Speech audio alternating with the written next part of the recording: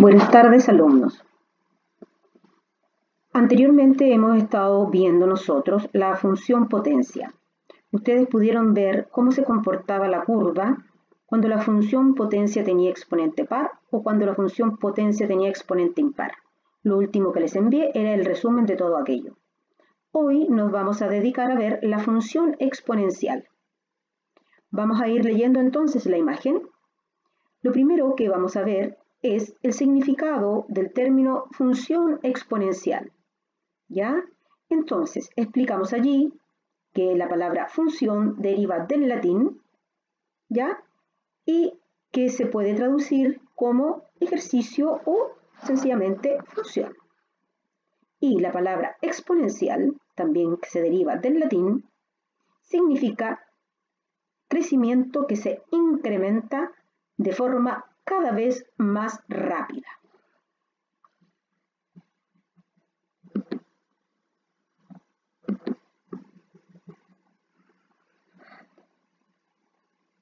En matemáticas, ya lo hemos visto nosotros esto y lo han estado trabajando desde un comienzo, sabemos que una función es una relación, ¿cierto?, que hace parejas, ¿ya? Las parejas, como dice aquí esta imagen, dice se realizan entre dos conjuntos, ¿ya? El primer conjunto, que contiene las X, ¿ya?, se le asigna otro elemento de un segundo conjunto que reciben el nombre de las Y. Entonces, ¿se acuerdan que nosotros formamos las parejas X, Y, según una relación que lo establece la función que uno da? ¿Ya? Exponencial, por otra parte, dice, es un adjetivo que califica al tipo de crecimiento, cuyo ritmo se incrementa cada vez más rápido. Eso ya lo habíamos comentado en la imagen anterior.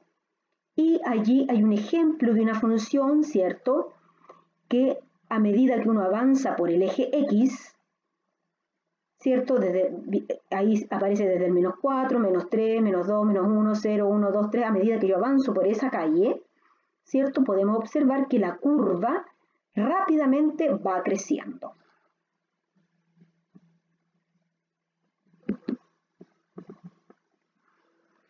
En general, entonces, lo que podemos decir es que una función exponencial se representa por la ecuación que allí aparece, f de x igual a elevado a x.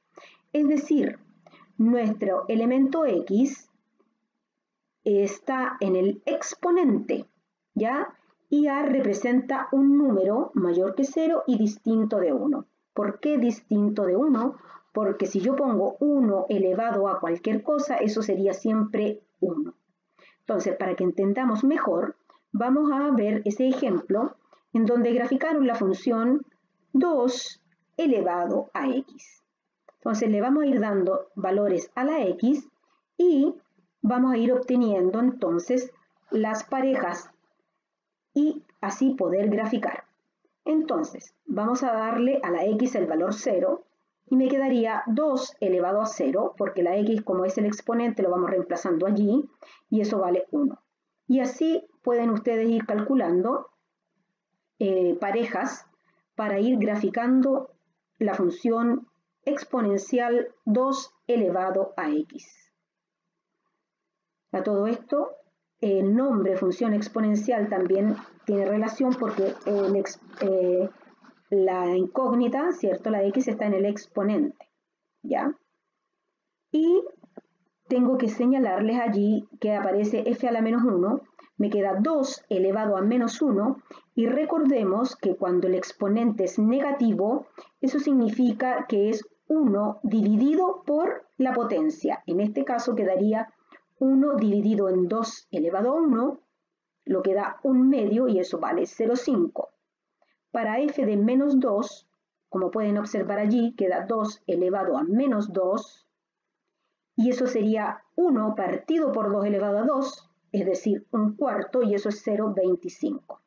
Y al graficar los puntos obtenidos, vemos que nos da esa curva que va creciendo rápidamente a medida que uno avanza.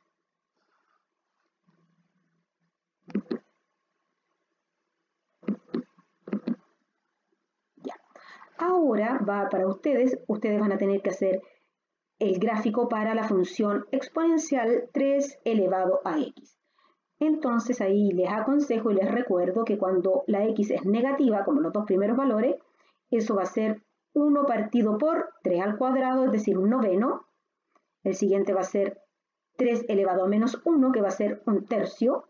Y ahí ustedes van sacando los valores después con la calculadora y van a graficar. ¿Ya? Leamos entonces. Dice que una función exponencial permite aludir a fenómenos que crecen cada vez con mayor rapidez.